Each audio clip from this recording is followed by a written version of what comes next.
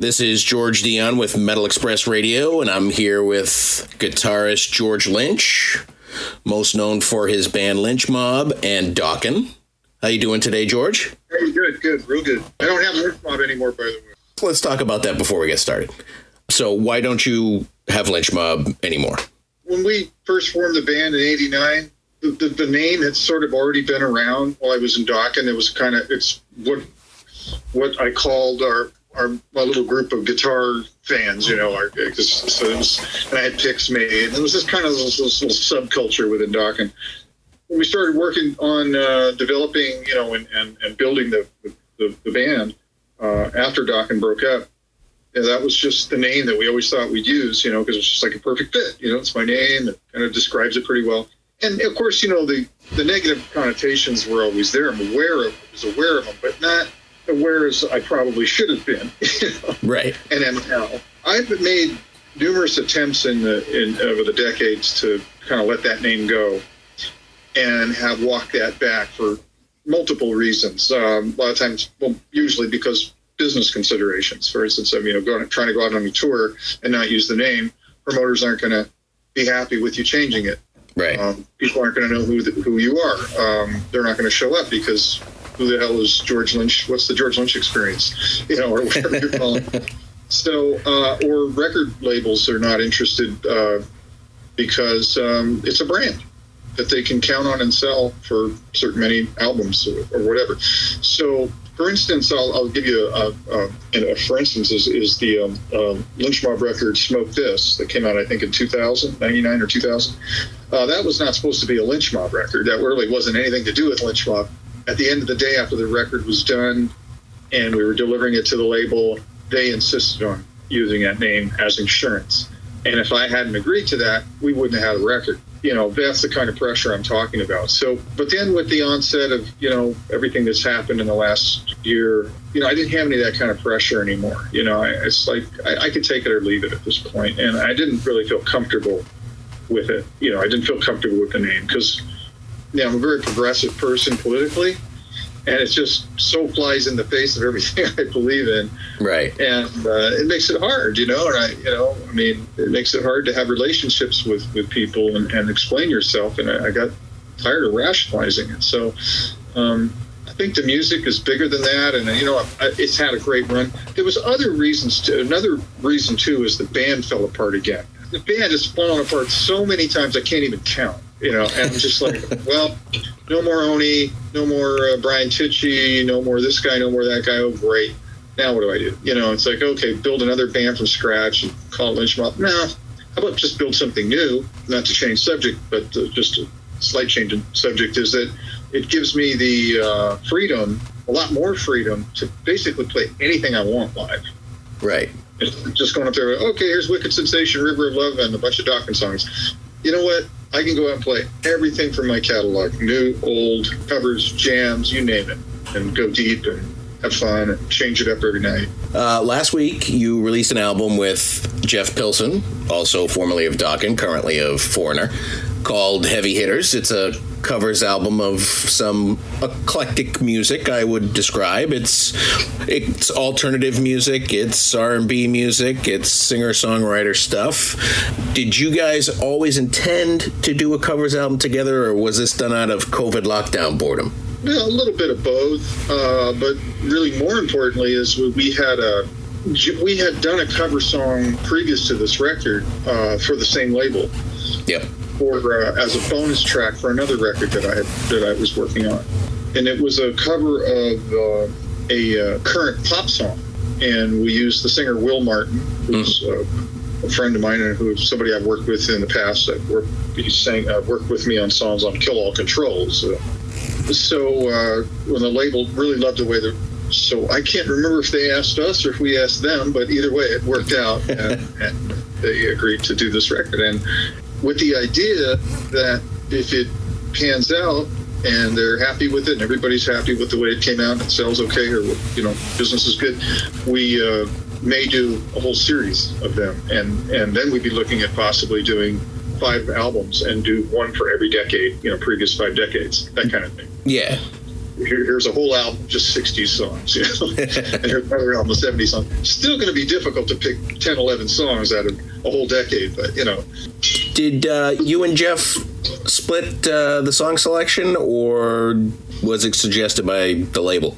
The label actually was involved, and I like that when labels do that. I haven't had much experience with labels being involved in projects, but in this case, they were involved where we asked for their involvement. So we asked them if they had any ideas as far as songs they'd be interested in potentially have us cover, and Brian Ferreira and Matt over there at Deadline and Cleopatra sent us a pretty long list of stuff. So that helped. And then, of course, Jeff and I have had our kind of favorite songs over the years that we've talked about and jammed to, and it has inspired us, like the Rufus song. So it's something we had talked about doing someday, Right. Yeah, it was just one of those deals where we started out with a master list of 150 potential songs and whittled it down and kept whittling to the point where got it down to the 10 or 11. Was there a song on the list that you were just like, no way I'm doing this one? No, not really. I don't discount any options because, you can get some surprises. And I'm not always spot on with my, when I'm calling stuff out, I'm usually wrong, actually. So if I don't like something, you pretty much bet you should probably like it and go the other way. Because I didn't think that the REM song was anything I was too into. I never really liked the song myself personally. Yeah. We did it because it seemed pertinent, but that was a tricky one. Yeah, for me. I just wasn't, I didn't know what to do with that. Just do it punk, do it metal, I'm not sure. I think that maybe that was a miss. It's different. It's certainly different from the original. It's one I definitely skip over. You brought in a couple of guest singers. You brought in Mark Torian from Bullet Boys, Angelo Moore from Fishbone, Will Martin from Earshot. It wasn't really clear who was singing on what, though. Well, Will sings the majority of the material. Okay. Yeah, Will's pretty much on everything. Mark sang one song. He sang the Rufus song. Mm-hmm. And Angelo we just got his voice tucked in along with Jeff's voice and Will's voice on, I think, choruses or something of the REM song, okay. End of the World. Angelo's not really featured prominently on the record at all. He doesn't have his own song or anything like that. So it's pretty much it's the Will Martin show, and I think he did a fantastic job. Yeah, definitely. He shows his diversity here, for sure. Yeah, well, Will's band is called Earshot. I don't know if you know much about him, and I maybe shouldn't say this, but I guess it's okay because they're very kind of in the Tool camp, So Will has a thing that's reminiscent of Maynard's, yeah, but his does that kind of thing, which I love. So he brings that to these songs. I think it's just his voice is very sort of exudes emotion. Believes in what he's singing. Yeah, it's good technically, but he has a very kind of a unique style and sound to his voice that can cover all these different genres very well. There wasn't much that he couldn't cover, but the one that he had the most trouble with was "You've Got the Love." So that's when we called it Mark and asked him if he'd be interested. Now, did you guys get into a room together and put this together, or was this all pretty much file sharing? We worked together initially at Jeff's studio, and then things started shutting down and we had to work remotely. And even though we lived close to each other, we had to work via Zoom, Skype, TeamViewer, those kind of programs that we could share each other's computers and see and talk to each other online. And then but it worked out really well. Are you releasing this album digitally on CD and on vinyl? Are you a big fan of the vinyl format? Yeah. I've got an old. Jeff and I both have old tube stereo systems. He's got a Macintosh. I've got a Fisher, and we're big vinyl fans. That's so important to a musician is his original inspiration. And younger musicians maybe don't tend to care about certain things that we might care about. For instance, I was hanging around another known guitar player recently, and we were spending some time together. He's younger than I am, a generation younger, And it was funny because, so many things that I'm passionate about, younger guitar players tend to care about at all. A guitar is a guitar, an amp is an amp. It doesn't have to be 70 years old to be cool, whatever. Right. You released Heavy Hitters through Deadline. They actually re-released your first pairing with Jeff Pilson, Wicked Underground, on vinyl with a bonus track on there. What do you remember about recording Wicked Underground back in 2003 with Jeff? Well, that was an interesting time. I had just moved back to Los Angeles. I had been living up kind of in a rural area of Northern California and living in sort of a different lifestyle. Went through a lot of shit up there. And so my kids and I are just like, you know what, we've had enough. Let's go back to what we know. So we moved back to Los Angeles, and it was, it was starting over again, really, like literally starting over again, getting into living with friends before I get back on my feet, and then getting an apartment, and pretty much went from zero. And it took me about a year and a half to kind of get back up to speed again. Things, and that was what I was doing that's why I came down. Jeff invited me to come down and work on a record. Yeah. Which became Wicked Underground, and that gave me a reason to keep working and keep moving forward. You're a very, very busy guitar player. Trying to narrow down the list of bands that you... Actually, I had to look into the bands that you weren't in to narrow down my list to see what bands you were in. So I saw that you had you're crowdfunding an album under the band name The Banishment with Joe Hayes and Devix. You want to talk a little bit about that? Yeah, Hayes is a engineer, programmer, co-writer. We've been working together about 7 years on this project, off and on, mostly off. But we had some very heated woodsheddy sessions, here and there that would last, a few weeks, and we would just come in and nail the door shut and go nuts. And he's very, very talented. Does a lot of remixes in the industrial world, that genre, and that's what we were trying to do. Is we wanted to have a shot at creating industrial-esque music with my kind of guitar playing on it, and that's what we made. That's what we shot at, and that's what we did. And then we initially started out with the singer from World War III, Mandy Lyon, then moved to Tommy Victor from Prong, yeah. And Tommy sang on 2 songs actually, which we released later. And then Tommy moved on, and the project just wasn't moving quick enough for him, and it's very understandable. And then we hooked up with Devix, and Devix comes from the Ministry camp, and so he's doing a great job, and we're trying to finish up the record. Where, as you mentioned, we've done an Indiegogo crowdfunding thing for The Banishment happening right now for like another 5 weeks, I think. And we're giving out, Devix and I did some artwork on canvases that we're giving away as gifts, or people that make contributions, and obviously the CD and vinyl, T-shirts, and giving away some of the pedals I used on the record as gifts too for contributions, and a guitar, and just anything we could think of. Yeah, you get some good packages. It'll be out in mid-February. Oh, excellent. Yeah, I think people like to be involved in stuff like that. I mean, there's certainly you're not the first band to do it. So I mean, there's plenty of people out there that really want to get behind their favorite artists. We're doing a thing where we do phone calls. People want to get on the phone and make a contribution, and we discuss the project with them or whatever. We just kind of think of any way we can to get people involved where it's safe. Right.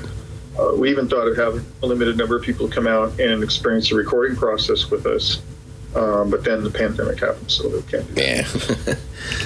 So it might be outdated information on your website. I'm not sure. You have some shows planned for next year in which Don's going to do a couple of songs with you?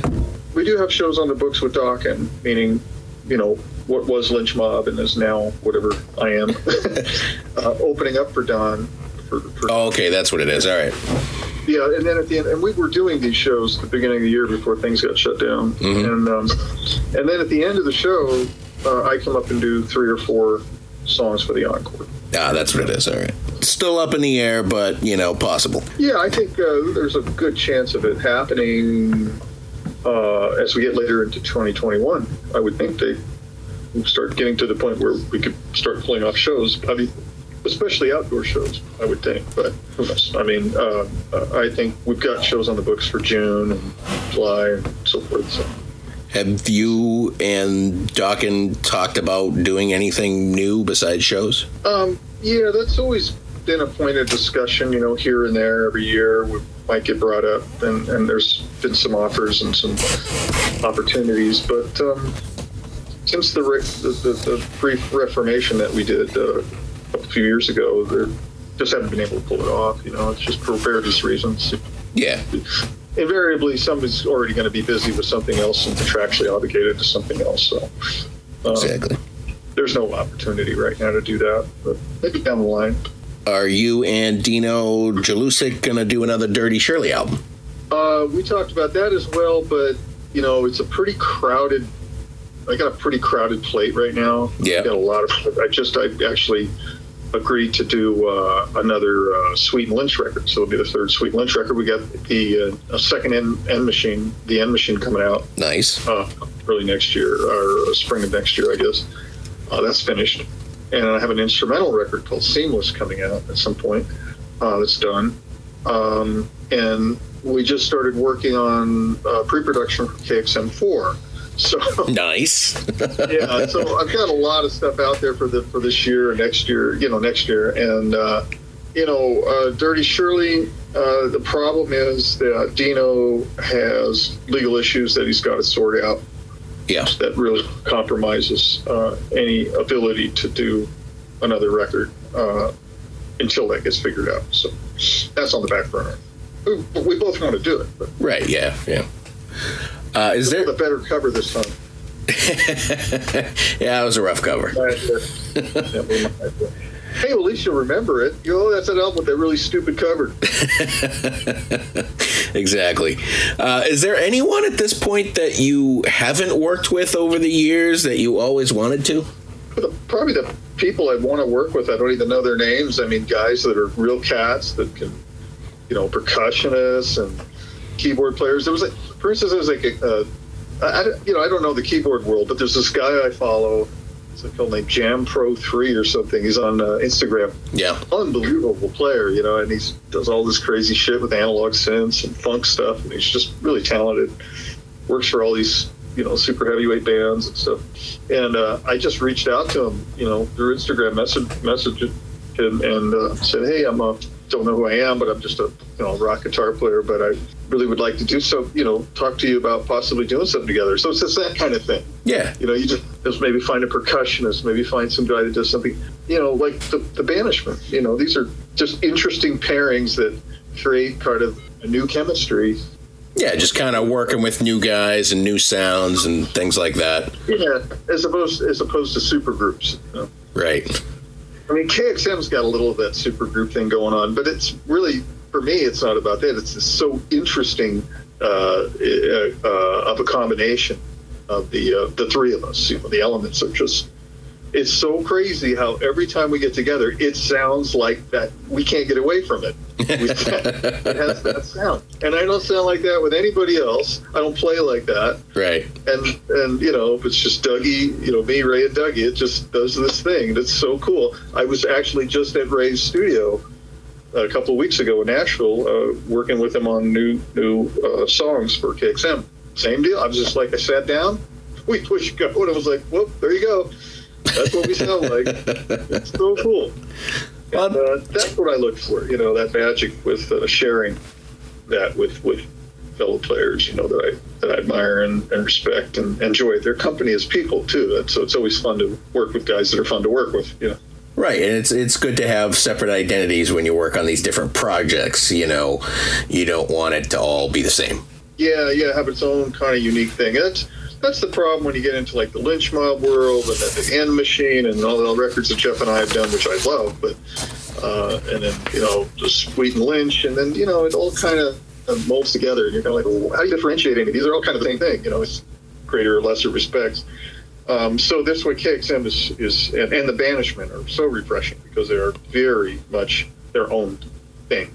All right. Well, thanks for take care. Thanks for hearing. Yeah, definitely. Thanks for talking with Metal Express Radio.